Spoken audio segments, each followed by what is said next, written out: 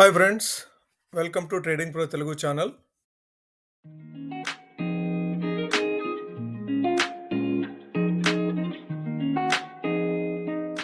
Good evening friends.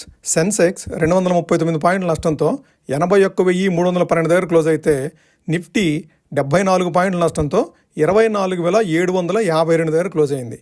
వేరాజ్ bank Nifty 64 పాయింట్ల లాభంతో 55,417 దగ్గర క్లోజ్ అయింది. సో ఈ రోజు కూడాను బ్యాంక్ నిఫ్టీ మరలా ఒకసారి నిఫ్టీని సెన్సెక్స్ని అవుట్ పర్ఫామ్ చేసింది. ఓవరాల్గా బ్యాంకింగ్ స్టాక్స్లో మాత్రము ఇంకా ఆ బయ్యింగ్ అనేది ఎమర్జ్ అవుతూ ఉంది. కంటిన్యూస్గా గత 4-5 రోజుల నుంచి ఇది అవుట్ పర్ఫామ్ చేస్తూనే ఉంది. ఈరోజు మార్కెట్లో టాప్ గైనర్స్ చూస్తే హెచ్డిఎఫ్సి లైఫ్ 1.76% లాభంతో ఉంటే, భారత్ ఎలక్ట్రానిక్స్ BEL 1.31% లాభంతో క్లోజ్ అయింది. బజాజ్ ఫైనాన్స్ 1% లాభంతో ఉండగా, భారతి ఎయిర్టెల్ 0.67%, హీరో మోటోకాప్ 0.55% లాభంతో క్లోజ్ అవ్వగా, ICICI బ్యాంక్ 0.51% లాభంతో క్లోజ్ అయింది. టాప్ లూజర్స్ విషయానికి వస్తే ఐటీసీ నిన్న కూడాను ఐటీసీ లూజర్స్లో ఉంది. ఈ రోజు కూడాను ఐటీసీ లూజర్గానే ఉంది. 3.16% నష్టపోయింది ఈరోజు. IndusInd bank 1.9%, Nestle India 1.7%, Apollo hospitals 1.65%, UltraTech cement 1.6%, Tata consumers 1.5% నష్టపోయిన స్టాక్స్లో ఉన్నాయి. బ్రాడర్ ఇండిసెస్ విషయానికి వస్తే ఓవరాల్గా లార్జ్ గ్యాప్ని మరలా ఈ రోజు కూడాను, నిన్న ఏదైతే మనం మాట్లాడుకున్నామో సెన్సెక్స్ని మేనేజ్ చేయడానికి లార్జ్ క్యాప్ స్టాక్స్ని ఏ విధంగా మేనేజ్ చేశారో, ఈ రోజు కూడాను లార్జ్ క్యాప్ స్టాక్స్ని ఎక్కువ మేనేజ్ చేసినట్టు కనపడుతుంది.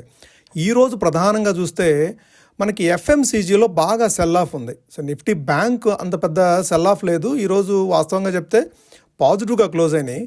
6 స్టాక్స్ పాజిటివ్గా ఉంటే 6 స్టాక్స్ నెగిటివ్గా ఉన్నాయి 12 స్టాక్స్లో బ్యాంక్ నిఫ్టీకి సంబంధించి. అదే FMCG చూస్తే మీరు ఈరోజు 1.5% డ్రాప్ అయింది ఈరోజు FMCG. ఓకే, FMCG ఈరోజు నిఫ్టీని కానీ సెన్సెక్స్ కానీ డ్రాగ్ చేసింది. అదర్ దాన్ FMCG ఇంకా వేరే ఏ అదర్ సెక్టర్ కూడాను అంత నెగిటివ్గా క్లోజ్ అవ్వలేదు. నిఫ్టీ ఐటీ కూడాను ఫ్లాట్గా క్లోజ్ అయింది ఈరోజు. సో నిఫ్టీ మిడ్ క్యాప్ 100 వచ్చేసేసి ఫ్లాట్గా క్లోజ్ అయింది, 13 పాయింట్ నెగిటివ్ తోటి క్లోజ్ అయింది. అట్లానే స్మాల్ క్యాప్ స్టాక్స్ ఈరోజు పాజిటివ్గా క్లోజ్ అయినాయి, 0.33% పాజిటివ్గా క్లోజ్ అయింది. ఓవరాల్గా మన పోర్ట్ఫోలియోస్, మనం ఏదైతే రీటైలర్స్ స్మాల్ క్యాప్లోను మిడ్ క్యాప్లోను ఎక్కువ ప్లేస్ చేసి ఉంటామో, మన పోర్ట్ఫోలియోస్ మాత్రం ఈరోజు నా పోర్ట్ఫోలియో న్యూట్రల్గా ఉంది. మార్నింగ్ అవర్స్లో కాస్త పాజిటివ్గా ఆల్మోస్ట్ 0.5% నుంచి 0.6% పాజిటివ్గా మూవ్ అయిన పోర్ట్ఫోలియో ఆఫ్టర్నూన్ సెషన్ నుంచి అది నెగిటివ్గాను ఎండ్ ఆఫ్ ద డే వచ్చేసేసి న్యూట్రల్గా క్లోజ్ అయింది. సో పాజిటివ్ లేదు, నెగిటివ్ లేదు, న్యూట్రల్గా 100 రూపీస్ పాజిటివ్గా ఉన్నట్టుంది. బట్ ఆల్మోస్ట్ అది న్యూట్రల్ అనేది చెప్పుకోవచ్చు మనము. సో ఇది ఓవరాల్గా బ్రెడ్త్ వచ్చేసేసి స్లైట్ నెగిటివే ఇండికేట్ చేసింది ఈ రోజు కూడాను. అయితే రేపు మనకి మంత్లీ ఎక్స్పైరీ ఉంది. నిఫ్టీ బ్యాంక్ నిఫ్టీ రేపు మంత్లీ ఎక్స్పైరీ ఉంది. అది ఏ విధంగా టర్న్అవుట్ అవుతుందో మనం చూడాలి. అయితే ఈరోజు ఇండియా బిక్స్ మాత్రము స్లైట్గా ఫాల్ అయింది. సో ఆ ఇండియా బిక్స్ ఫాల్ అనేది రేపటికి ఏ విధంగా టర్న్ అవుతుంది, మనకి స్టేబుల్గా ఉంటుందా రేపు మార్కెట్, లేదంటే ఈ రోజులానే లేదంటే నిన్నట్లానే వాలటైల్గా ఉంటుందా అనేది మనం రేపు అబ్జర్వ్ చేయాల్సి ఉంది. ఫ్రెండ్స్, మనం ఏదైతే ఎఫర్ట్ పెడుతూ ఉన్నామో నిఫ్టీ బ్యాంక్ నిఫ్టీ లెవెల్స్ని, రేపటికి సంబంధించిన లెవెల్స్ని మీ ముందుకు తీసుకురావడానికి చార్ట్ చూస్తూ డిస్కస్ చేస్తూ అందరికీ అర్థమయ్యే రీతిలో మనం ఏదైతే లెవెల్స్ ఐడెంటిఫై చేయగలుగుతున్నామో, ఇది మీకు నచ్చినట్లయితే ఈ వీడియోని లైక్ చేయండి. Okay, we will jump in to the chart reading. ఇది నిఫ్టీ చార్ట్. ఈరోజు క్యాండిల్ చూడండి, నిన్న క్యాండిల్కి ఇన్సైడ్ క్యాండిల్. అయితే నిన్న క్యాండిల్కి ఇన్సైడ్ క్యాండిల్ అంటే హైలోకి ఇన్సైడ్ క్యాండిల్, బాడీలో ఇన్సైడ్ క్యాండిల్ కాదు. సో ఇక్కడ ఈ క్యాండిల్ వచ్చేసేసి బాడీలో ఇన్సైడ్ ఉంది. సో ఇక్కడ ఏదైతే లాంగ్ బాడీ ఉందో ఆ బాడీలో ఇన్సైడ్ క్యాండిల్. సో ఇది బాడీలో ఇన్సైడ్ కాదు, బట్ ఓవరాల్గా హై లోకి సంబంధించి ఇన్సైడ్ ఉంది. సో నిన్న లో వచ్చేసేసి 24,704 ఉంటే, సో ఈరోజు లో వచ్చేసేసి 24,737. ఓకే, నిన్న లోని మాత్రం బ్రీచ్ చేయలేదు. అయితే ఈరోజు హై కూడాను 24,864, చాలా నేరో రేంజ్లో. సో ఏదైతే ఓపెన్ అయిందో ఆ ఓపెన్ దగ్గర నుంచి కూడా చాలా నేరో రేంజ్లోనే ఈరోజు ట్రేడింగ్ అయిందని చెప్పుకోవచ్చు. అయితే మనం ఈరోజు అబ్జర్వ్ చేయాల్సింది ఏంటంటే, ముఖ్యంగా మనకి నేరో రేంజ్లో ఉంది కాబట్టి రేపు మనకి ఎక్స్పైరీ ఉంది. మన లెవెల్ ఏదైతే ఉందో 24,700 నిన్న ఏదైతే మనము సపోర్ట్ కింద అనుకున్నామో ఆ 24,700 అనేది స్టిల్ సపోర్ట్ కిందే ఉంటుంది నిఫ్టీకి సంబంధించి. ఓకే, స్టిల్ ఈ 24,700 అనేది సపోర్ట్ ఉంటుంది. అదే రెసిస్టెన్స్ విషయానికి వస్తే రేపు మనకి ఎక్స్పైరీ ఉంది కాబట్టి సో వాలటిలిటీ కొద్దిగా ఎక్కువగా ఉండే అవకాశం ఉంది. సో 24,934 అనేది మనకి ఫస్ట్ రెసిస్టెన్స్ అవుతుంది. ఓకే, రేపటికి సంబంధించి మనం అబ్జర్వ్ చేయాల్సిన లెవెల్ 24,700 లోయర్ సైడు, 24,930 అనేది హయ్యర్ సైడు. సో ఇది నిఫ్టీ సపోర్ట్ అండ్ రెసిస్టెన్స్ సంబంధించి. ఓకే, ఇంతకంటే ఈరోజు నిఫ్టీ మూమెంట్ని బట్టి మనం ఎక్కువగా మాట్లాడుకోవడానికి ఏం లేదు. రేపు ఎక్స్పైరీ ఉంది, ఎక్స్పైరీ మూవ్స్ ఉండే అవకాశం ఉంది. మార్నింగ్ ఏదైనా డౌన్ సైడ్ ఓపెన్ అయితే ఏది 24,700 కంటే బిలో కనుక మూవ్ అయితే మరలా ఒకసారి 24,590 కానీ 600 ఆ లెవెల్ని మళ్ళీ ఒకసారి టెస్ట్ చేసే అవకాశం ఉంది. ఓకే, అక్కడి నుంచి రివర్స్ అయ్యే ఛాన్సెస్ మాత్రం ఎక్కువ ఉన్నాయి. మనకి మంత్ స్టార్టింగ్ నుంచి మార్కెట్ అప్ సైడ్ ఉంది కాబట్టి సో ఈ పాజిటివిటీ అనేది మంత్ ఎండ్ క్లోజింగ్లో కూడాను ఉండే అవకాశం ఉంది. అది ఊరికే వైల్డ్ గెస్ మాత్రమే. దాన్ని బేస్ చేసుకొని మీరు ట్రేడ్ చేయడానికి మాత్రం ప్రయత్నం చేయొద్దు. ఓకే, ఇది మనం సపోర్ట్కి సంబంధించి మనం కొద్ది రోజులుగా అబ్జర్వ్ చేస్తున్న సపోర్ట్కి సంబంధించి మాట్లాడుకుంటున్నాం. ఎందుకంటే ఈ 24,600 కంటే బిలో క్లోజ్ అవ్వలేదు. ఎప్పటి నుంచి మనకి సుమారుగా 14th మే నుంచి 24,600 కంటే బిలో క్లోజ్ అవ్వలేదు కాబట్టి అక్కడి నుంచి సపోర్ట్ తీసుకునే అవకాశం ఉందని చెప్పి మనం గెస్ చేస్తున్నాము. ఓకే, ఒకవేళ 24,600కి వస్తే లేదు 24,700 నుంచి కూడా రివర్స్ అవ్వచ్చు. ఇది నిఫ్టీకి సంబంధించి 24,700, 24,934 అది హై లో సపోర్ట్ అండ్ రెసిస్టెన్స్. ఓకే, మనం ఇప్పుడు బ్యాంక్ నిఫ్టీని ఒకసారి చార్ట్ చూసి లెవెల్స్ అబ్జర్వ్ చేద్దాం. ఇది bank Nifty chart. Bank Nifty కూడాను సేమ్ కైండ్ ఆఫ్ క్యాండిల్, అంటే ఇన్సైడ్ క్యాండిలే, బట్ ఇది కైండ్ ఆఫ్ ఒక బాడీలోనే విత్ ఇన్ బాడీయే ఉన్నట్టుగా కనిపిస్తుంది. ఓకే, ఓవరాల్గా మనకి బ్యాంక్ నిఫ్టీ చూస్తే కొద్దిగా పాజిటివిటీ, అంటే నిఫ్టీని కానీ సెన్సెక్స్ కానీ ఈరోజు అవుట్ పర్ఫామ్ చేసింది. Bank Nifty slight out perform చేసిందని చెప్పుకోవచ్చు. ఓకే, స్టిల్ మనకి ఇక్కడ మీరు చూసారా ఇన్ని క్యాండిల్స్. సో ఆల్మోస్ట్ మీరు కరెక్ట్గా దాన్ని చెప్పాలి అంటే 28th ఏప్రిల్ తర్వాత, 28th ఏప్రిల్ కూడా కాదు, 22nd ఏప్రిల్ తర్వాత 55,500కి అబోవ్లో క్లోజ్ అవ్వలేదు. ఈ ఒక్కరోజు క్లోజ్ అయింది. ఇది 26th మే క్లోజ్ అయింది. బట్ తర్వాత రోజు మళ్ళీ డౌన్కి వచ్చి డౌన్లో క్లోజ్ అయింది.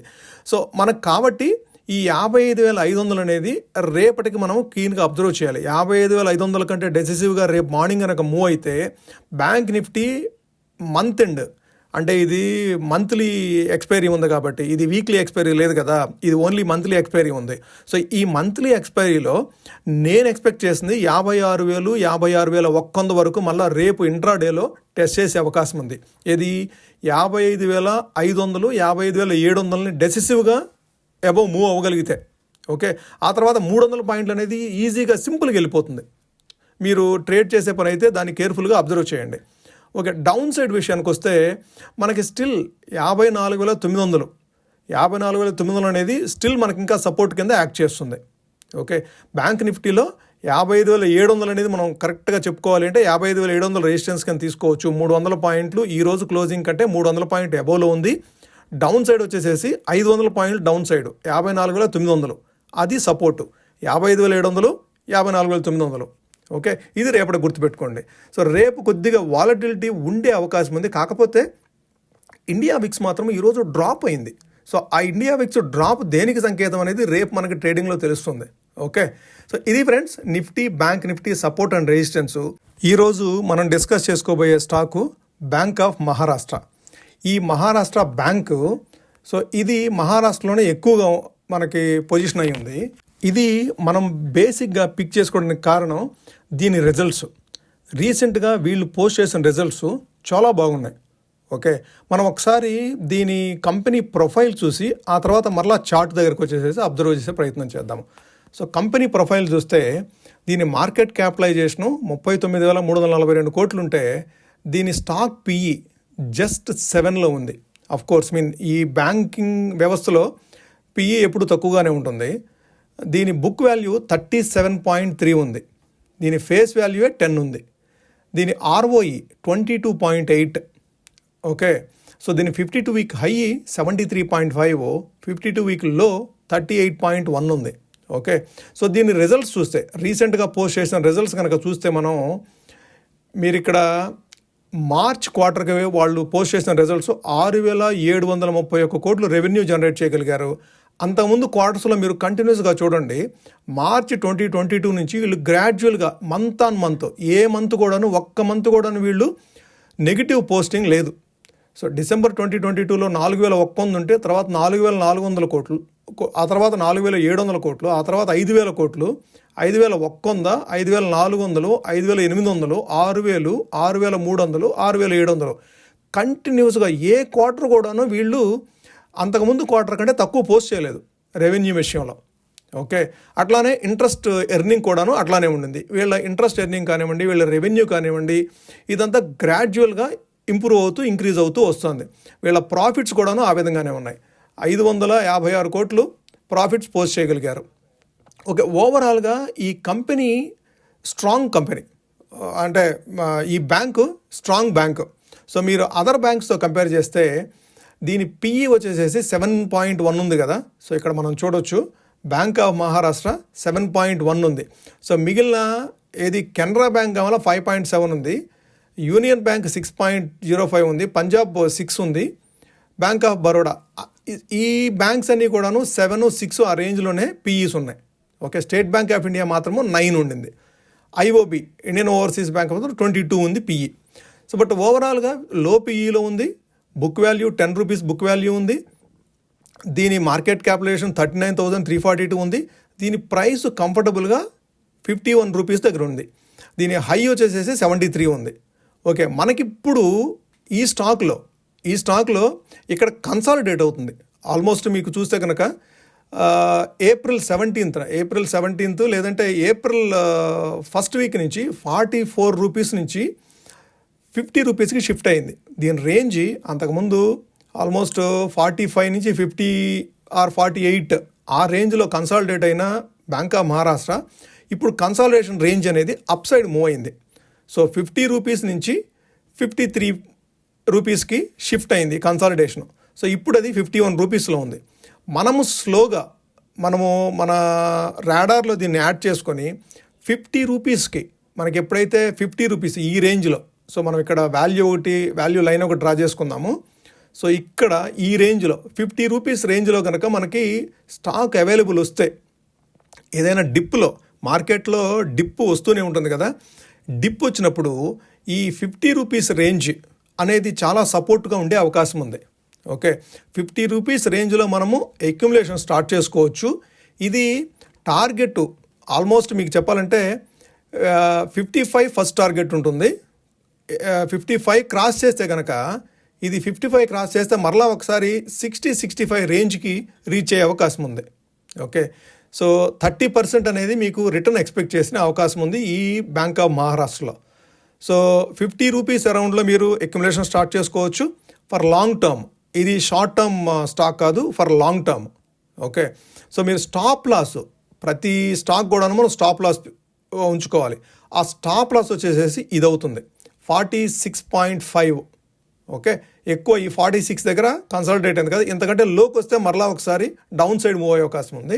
సో 46.5 దగ్గర మనము స్టాప్ లాస్ ఉంచుకుంటూ 50 రూపీస్ నుంచి మనము అక్యుములేషన్ స్టార్ట్ చేసుకొని అప్ సైడ్ టార్గెట్కి మనము ఈ స్టాక్ని లాంగ్ టర్మ్ పర్స్పెక్టివ్లో మనం ఈ బ్యాంక్ని అక్యుములేషన్ స్టార్ట్ చేసుకోవచ్చు. ఓకే, ఇది ఫ్రెండ్స్ ఈరోజు video. Bank Nifty levels observe చేశాము. అట్లానే ఈరోజు డిస్కస్ చేసుకున్న స్టాకు బ్యాంక్ ఆఫ్ మహారాష్ట్ర. ఈ వీడియో నచ్చినట్లయితే మీరు లైక్ చేయండి. అట్లానే మీ ఫ్రెండ్స్కి కానీ మీ రిలేటివ్స్కి కానీ ఈ వీడియో యూస్ఫుల్ అవుతుంది అనుకుంటే, వాళ్ళు కూడా లెవెల్స్ అబ్జర్వ్ చేస్తున్నారు లేదంటే స్టాక్స్లో ఇన్వెస్ట్ చేస్తున్నారు, మనము ప్రతిరోజు ఒక స్టాక్ గురించి డిస్కస్ చేసుకుంటూ ఉన్నాం కదా, ఇది వాళ్ళకు కూడా యూస్ఫుల్ అవుతుంది ఇన్వెస్ట్మెంట్ పర్స్పెక్టివ్లో, అట్లానే ట్రేడింగ్ పర్స్పెక్టివ్లో లెవెల్స్ అబ్జర్వ్ చేసే విషయంలో అని అనుకుంటే వీడియోని షేర్ చేయండి. అట్లానే ఛానల్ని సబ్స్క్రైబ్ చేయండి ఫ్రెండ్స్. Thank you.